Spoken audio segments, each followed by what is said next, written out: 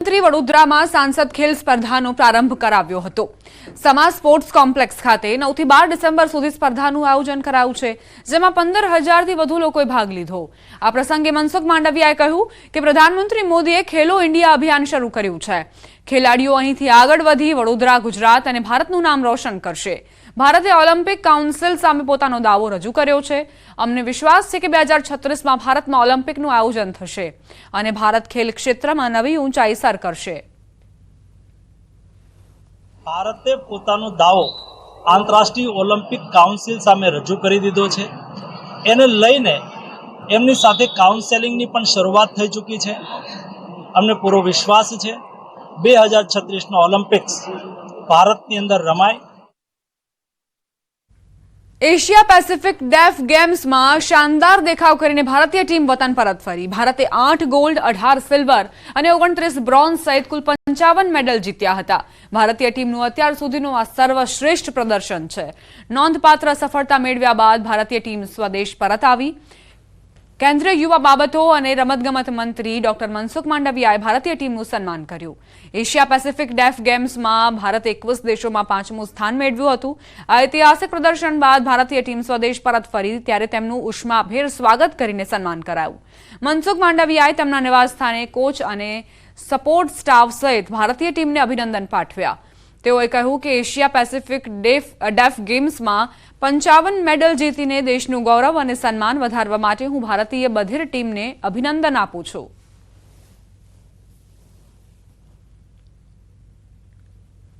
भारत का 68 प्लेयर का डेलीगेशन गया था, अच्छा परफॉर्मेंस करा। मुझे बताते हुए खुशी हो रही है कि 55 मेडल के साथ 5th रैंक पर हमारी टीम रही है। स्पोर्ट्स सेक्टर में देश में पैरालंपिक्स, डेफ गेम्स सभी में अच्छा परफॉर्मेंस के साथ देश के एथलीट आगे बढ़ रहे हैं। બોગસ હોસ્પિટલના તબીબો પણ નકલી। સુરતના પાંડેસરામાંથી ઝડપાયેલા 3 ઝોલાછાપ તબીબો સામે સકંજો કસાશે। સુરતમાં જનસેવા મલ્ટી સ્પેશિયાલિસ્ટ હોસ્પિટલના તબીબોને લઈને ખુલાસો। ઝોલાછાપ તબીબો પુરાવા આપવામાં નિષ્ફળ રહ્યા। રાજ્ય સરકાર માન્ય તમામ ડોક્યુમેન્ટ અને મેડિકલ સર્ટી રજૂ કરવામાં 3 તબીબો નિષ્ફળ। 3 તબીબો પાસે સરકાર માન્ય મેડિકલ સર્ટિફિકેટ કે અન્ય પુરાવાઓ ન મળ્યા। કાયદાકીય કાર્યવાહીથી બચવા હોસ્પિટલ બંધ કરવાની ખાતરી આપી લૂલો બચાવ કર્યો। જનસેવા હોસ્પિટલનું ઓનલાઈન રજીસ્ટ્રેશન પણ નહોતું। જિલ્લા કલેક્ટરની અધ્યક્ષતામાં નિમાયેલી કમિટી હવે પોલીસ વિભાગને રિપોર્ટ કરશે।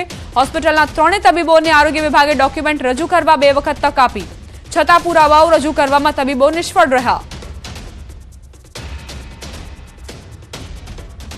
સુરતના પાંડેસરા વિસ્તારમાં જનસેવા મલ્ટી સ્પેશિયાલિસ્ટ હોસ્પિટલને લઈને વિવાદ ઊભો થયો હતો, કારણ કે બોગસ તબીબો દ્વારા હોસ્પિટલ ઊભી કરવામાં આવી હતી।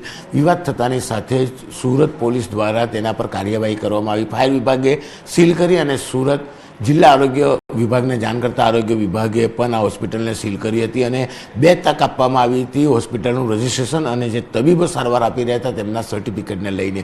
જો કે અત્યાર સુધી આ તબીબો સર્ટિફિકેટ તો રજૂ નથી કરી ચૂક્યા, પણ પોતાનો બચાવ કરવા માટે હવે પોતે જ હોસ્પિટલ બંધ કરતા હોવાની લેખિતમાં જિલ્લા આરોગ્ય અધિકારી સમક્ષ લેખિત રજૂઆત કરવામાં આવી। આપણી સાથે જિલ્લા આરોગ્ય અધિકારી ડૉક્ટર અનિલભાઈ પટેલ છે। આપણે સીધા વાત કરીએ। ડૉક્ટર સાહેબ, હોસ્પિટલ બોગસ હોવાના પુરાવા સામે આવ્યા છે અને હવે કાર્યવાહીના બીકે ખુદ તબીબો જ હોસ્પિટલ બંધ કરી રહ્યા છે। જનસેવા હોસ્પિટલના જે હોદ્દેદારો છે, જે ભાડું કરારથી જે 3 નામો છે, 3 વ્યક્તિઓ છે, એમને 2 વાર તક આપવામાં આવી। ગઈકાલે 4 વાગે 9 તારીખે તક આપવામાં આવી, પરંતુ એમના જે રજિસ્ટર મેડિકલ પ્રેક્ટિશનર તરીકે એના સર્ટિફિકેટ, ડિગ્રી જે કોલેજ મેડિકલ કોલેજ માન્ય હોય છે, યુનિવર્સિટી માન્ય હોય છે, જીએમસી ગુજરાત મેડિકલ કાઉન્સિલ માન્ય હોય છે કે એનએમસી નેશનલ મેડિકલ કાઉન્સિલ માન્ય હોય છે, એ રજૂ કરવામાં નિષ્ફળ નીવડ્યા છે। એટલે એમની પાસે કોઈ ડિગ્રી છે નહીં જે દર્દીઓને સારવાર કરવા માટે જરૂરી હોય છે। અને અંતે એમણે 30/11/24ના રોજનો જે ભાડા કરાર છે એ રદ કર્યો છે એવું અમને રજૂ કર્યું છે। અને હોસ્પિટલ બંધ કરવા માટે એમને રજૂઆત કરી છે અમને. સાહેબ, એટલે સાદી ભાષામાં કહી શકાય કે તબીબોએ સર્ટિફિકેટ નથી રજૂ કર્યા એટલે એ બોગસ હોવાનું વાત સામે આવી અને હોસ્પિટલના પુરાવા ના આપી શકતા હવે ખુદ જ બંધ કરે છે, એટલે કે આરોગ્ય વિભાગ એક્શન ના લઈ શકે, એટલે ટૂંકમાં હોસ્પિટલ બી બોગસ, તબીબો બી બોગસ. નહીં, હા, એટલે તબીબ તરીકે જે અંદર પ્રેક્ટિસ કરવાના હતા એમની પાસે કોઈ ડોક્યુમેન્ટ્સ નથી, એક્સેપ્ટ ડૉક્ટર સજ્જન કુમાર સિવાય કોઈની પાસે ડોક્યુમેન્ટ્સ નથી. એટલે હવે જે ક્લિનિકલ એસ્ટાબ્લિશમેન્ટ એક્ટ હેઠળ જે જોગવાઈ છે દંડનીય કાર્યવાહી કરવાની થાય છે એ અમારી જે માનનીય કલેક્ટર સાહેબ અધ્યક્ષ હોય છે એ કમિટી સમક્ષ રજૂ કરવામાં આવશે અને ડિટેલ રિપોર્ટ પોલીસ વિભાગને પણ રજૂ કરવામાં આવશે. એટલે આરોગ્ય વિભાગ દ્વારા શું કાર્યવાહી? હવે હોસ્પિટલ તો બંધ થઈ જ જવાની, ના બનતા તો આરોગ્ય વિભાગ સીલ કરે.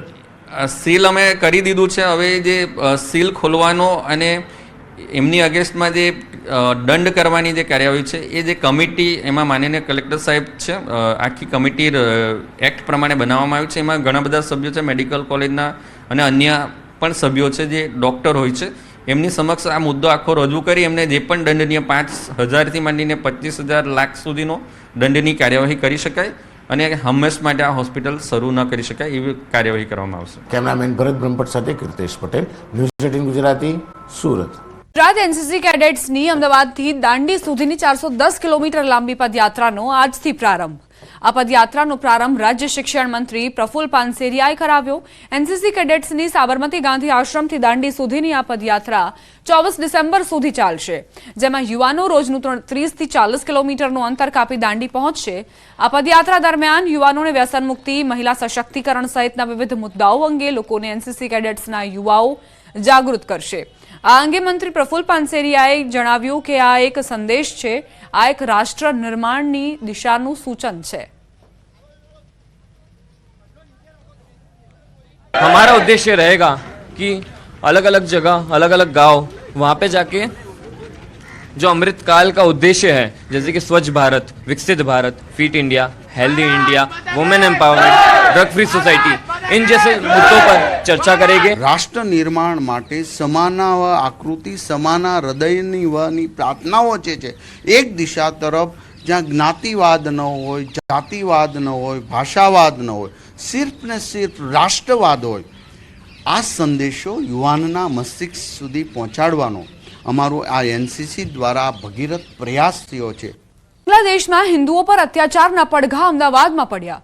હિન્દુ હિતરક્ષા સમિતિ કર્ણાવતીએ પણ બાંગ્લાદેશમાં હિન્દુઓ પર થતા અત્યાચારને ખુલીને વિરોધ કર્યો અને રિવરફ્રન્ટ પર વિશાળ માનવ સાંકળ રચી દેખાવ કરી વિરોધ કરાયો, જેમાં સંતો, મહંતો તેમજ રાજનેતાઓ પણ જોડાયા. તમામ લોકોએ માનવ સાંકળ રચી બાંગ્લાદેશમાં હિન્દુઓ પર થઈ રહેલા અત્યાચારનો વિરોધ કર્યો હતો. સાથે જ અત્યાચારો બંધ કરવાની માંગ કરી. આ વિરોધ પ્રદર્શનમાં મોટી સંખ્યામાં લોકો પણ જોડાયા હતા. સવારે વલ્લભ સદનથી ઉસ્માનપુરા રિવરફ્રન્ટ પાર્ક સુધી માનવ સાંકળ રચાઈ હતી. સાથે જ ખાસ સભાનું પણ આયોજન કરાયું હતું. સભામાં જગન્નાથ મંદિરના મહંત દિલીપદાસજીએ અત્યાચારોને ખૂબ શરમજનક ગણાવ્યા અને સૌને એકજૂથ થવાની જરૂર પર ભાર મૂક્યો. ભાડજના હરિકૃષ્ણ મંદિરના શ્યામ ચરણદાસે કહ્યું કે બાંગ્લાદેશમાં મંદિર પર હુમલા, મૂર્તિઓ ખંડિત થઈ રહી છે, જે સામે કઠોર પગલાં લેવાવા જોઈએ. આરએસએસ ગુજરાત પ્રાંતના ભરતભાઈ પટેલે કહ્યું કે બાંગ્લાદેશમાં હિન્દુઓનું મનોબળ વધારવા આપણે એકઠા થયા છીએ. અક્ષર વત્સલ સ્વામીએ કહ્યું કે આવતીકાલે મોક્ષદ એકાદશી છે, આવતીકાલે ભગવદ્ ગીતા સૌને વિતરણ કરીએ. હિન્દુઓના ટાર્ગેટ કરીને અત્યાચારો શરૂ થયા, એકદમ નિંદનીય છે. આ પ્રકારે ક્રૂર અત્યાચારો, પુરુષોની હત્યા, મહિલાઓ પર બળાત્કાર, લૂંટફાટ, કોઈ ત્યાં સેફ જ નથી. અને આશ્ચર્યની વાત એ છે કે દુનિયામાં જે માનવ અધિકારની વાતો કરતા મોટા મોટા લોકો, મોટા મોટા સંગઠનો, મોટા મોટા દેશો એ પણ ચૂપ છે.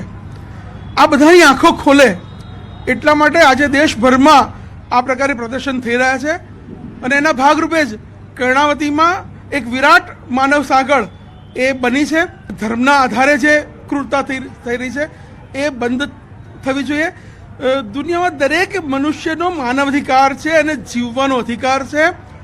એ સંદેશ દુનિયાએ હવે આ પ્રકારના તત્વોને આપવો પડશે. આટલી મોટી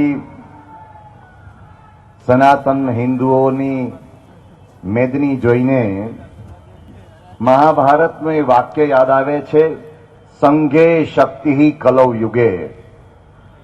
કલયુગમાં શક્તિ એકતામાં રહેલી છે અને આજે બાંગ્લાદેશમાં હિન્દુઓ પર જે અત્યાચારો થઈ રહ્યા છે એની સામે એકમાત્ર કોઈ શક્તિ, એકમાત્ર કોઈ શસ્ત્ર હોય તો એ આપણી એકતાનું શસ્ત્ર આપણે ઉઠાવવાનું છે. આજે આપણા સનાતન ધર્મીઓ એમનો જે માનવ અધિકાર બાંગ્લાદેશમાં જે વસી રહ્યા છે એમનો માનવ અધિકારની સુરક્ષા કરવી હશે તો આપણે આપણું કર્તવ્ય પાલન કરવું પડશે. આપણે કઈ ત્યાં બાંગ્લાદેશની અંદર જઈને ત્યાં ઉત્પાત કરનારાઓને ઉપર તો આપણે જઈ શકવાના નથી, બોર્ડર ક્રોસ કરી શકવાના નથી, પરંતુ ત્યાં રહેલા હિન્દુનું મનોબળ વધારી શકીએ છીએ કે અમે તમારી સાથે છે. સંપૂર્ણ સનાતની સમાજ બાંગ્લાદેશના પીડિતોની સાથે છે એ રજૂ કરવા માટે આપણે અહીંયા એકત્ર થયા છીએ. એ આપણા માટે હિન્દુઓ માટે બહુ શરમજનક વાત છે. હિન્દુ સમાજ આટલો આપણો મોટો વિશાળ સમુદાય, આપણી આટલી મોટી સંખ્યા હોવા છતાં એ અલ્પ નાનું બાંગ્લાદેશ આટલું આપણા ઉપર, આપણા સંતો મંદિરો તોડી નાખતા હોય, મૂર્તિઓને ખંડિત કરી દેતા હોય, તો બાંગ્લાદેશના આ જે કાર્ય થઈ રહ્યું છે એમાં આપણે સૌ એક બની, નેક બની, હિન્દુ સમાજ એક બની એનો વિરોધ વ્યક્ત કરી અને માનનીય વડાપ્રધાન શ્રી નરેન્દ્રભાઈ અને એવા આપણા યશસ્વી ગૃહમંત્રી શ્રી અમિતભાઈને પણ રાજ્ય સરકાર પણ આમાં ધ્યાન આપી અને કેન્દ્ર સરકાર પણ ધ્યાન આપી જેમ બને એમ જલ્દીમાં જલ્દી બાંગ્લાદેશમાં શાંતિ, આપણા હિન્દુ સમાજને શાંતિ સ્થપાય, શાંતિથી એમને મંદિરોનું પૂર્ણ નિર્માણ થાય.